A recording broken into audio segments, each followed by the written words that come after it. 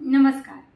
मैं वैद्या मोहिनी कुलकर्णी आप सभी का आयुर्मंगलम यूट्यूब चैनल में स्वागत करती हूँ। आज का हमारा विषय है मंत्रों की शक्ति। क्यों बोलने चाहिए स्तोत्र और मंत्र? क्या विज्ञान है या वहम? एक संस्कृत अभ्यासक होने के नाते गर्व से कहूंगी कि इसके पीछे एक बहुत बड़ा विज्ञान है और न कि ये सिर्फ आपके शारीरिक स्तर पर परंतु आपके मानसिक और आध्यात्मिक स्तर पर स्वास्थ्य रक्षण के लिए भी उपयुक्त है। कैसे? ये जानने के लिए ये वीडियो अंत तक देखिएगा।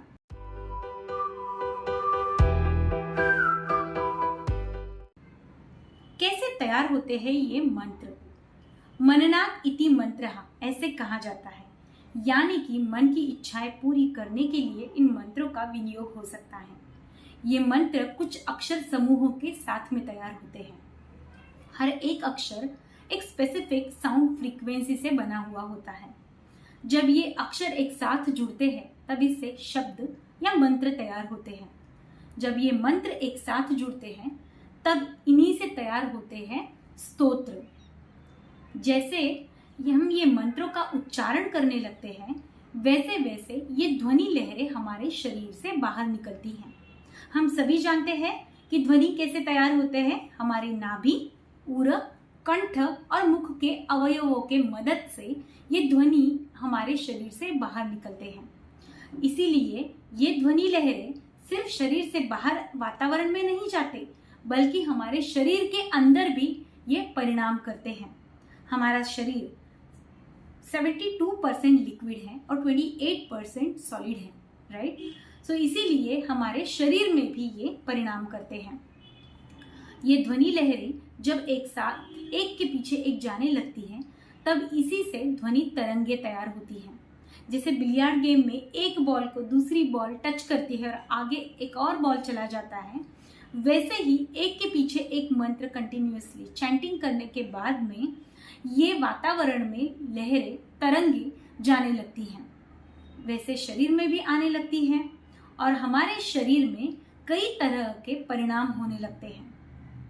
अमेरिकन रिसर्च साइंसेस कहती है, डॉक्टर जेम्स और डॉक्टर नंदिनी शाह इन्होंने ये प्रयोग किया था और संस्कृत इफेक्ट नाम से ये बहुत प्रसिद्ध भी हुआ था।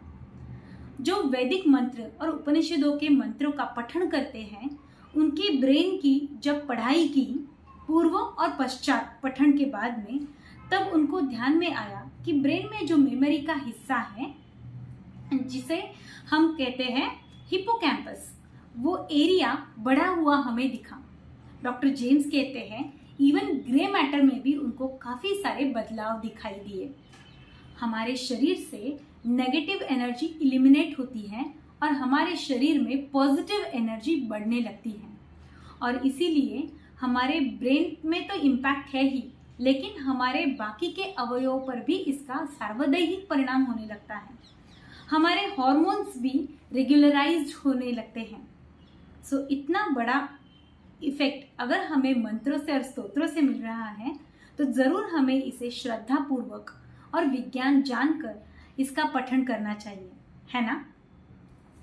माय डियर फ्रेंड्स, स्वास्थ्य रक्षण के लिए जब हम मंत्रों का, स्तोत्रों का विचार करने लगते हैं तब हमारे सामने से कई सारे स्तोत्र मंत्र गुजरते हैं।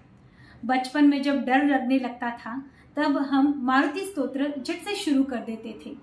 बुद्धि का वर्धन करने वाला गणपति स्तोत्र भी बहुत फेमस है।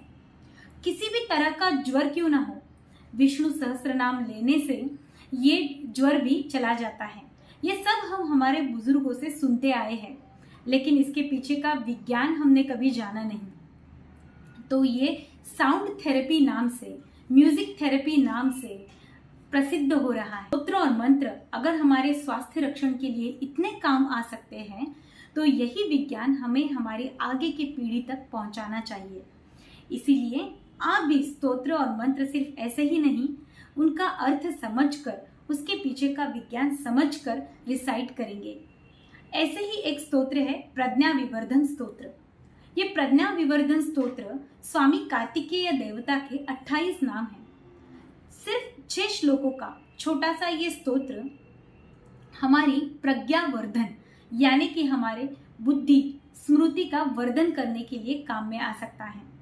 सिर्फ इतना ही नहीं, तो मुको वाचस्पतिर्भवेत्, यानी कि मुख इंसान को भी वाणी प्रदान कर सकता है, इतना ये शक्तिशाली प्रभावशाली है, ऐसे कहा गया है। कैसे बोलना है हमें ये स्तोत्र? तो पुष्य नक्षत्रादारभ्यम, पुष्य नक्षत्र को हमें ये शुरू करना है। प्रतिदिनम दशवारम, हर रोज 10 बार बोलना है। पुष्य नक्षत्र पर्यंतम, आगे के पुष्य नक्षत्र तक हमें इसका रिसाइटेशन करना है। अगर हम ये 27 दिन हर रोज इस तरह से बोलते हैं तो डेफिनेटली हम प्रज्ञावान होंगे, हम स्मृतिवान होंगे और हमारी वाणी भी प्रभावशाली हो सकती है। इसीलिए हमारे गर्भिणी माताएं, हमारे बालक और हर कोई जो ये इफेक्ट चाहते हैं वो इस प्रज्ञा विवर्धन स्तोत्र को हमारे नित्य पठनों में स्वीकार करें। श्री गणेशाय नमः, श्री सरस्वत्यै नमः। श्री प्रज्ञा विवर्धन स्तोत्रम्। अस्य श्री प्रज्ञा विवर्धन स्तोत्र मंत्रस्य सनत्कुमार ऋषिः स्वामी कार्तिकेयो देवता अनुष्टुप् छन्दः मम सकल विद्या सिद्ध्यर्थं जपे विनियोगः। श्री स्कंद उवाच।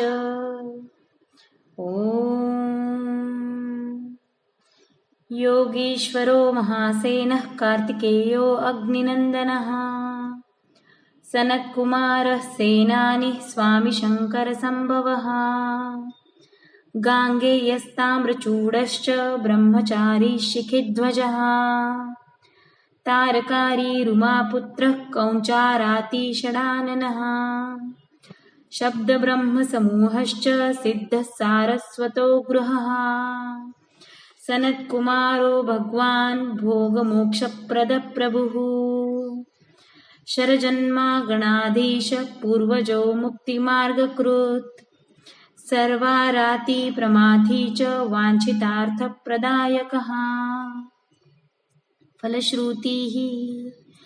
ॐ 28 नामानि त्रिकालं तु हि यः पठेत् प्रकर्ष श्रद्धाय आयुक्तो मुको वाचस्पतिर्भवेत् महामन्त्रम् अयानां च महानाम्नां प्रकीर्तनात् महाप्रज्ञाम् अवाप्नोति नात्र कार्या विचारणा पुष्यनक्षत्रम् आरभ्य 10 वारं पठेन्नरः पुष्यनक्षत्रपर्यन्ताश्वत्थमूले दिने दिने पुरश्चरणमात्रेण सर्वपापैः प्रमुच्यते इति श्रीरुद्रयामले प्रज्ञावर्धनस्तोत्रं सम्पूर्णम्।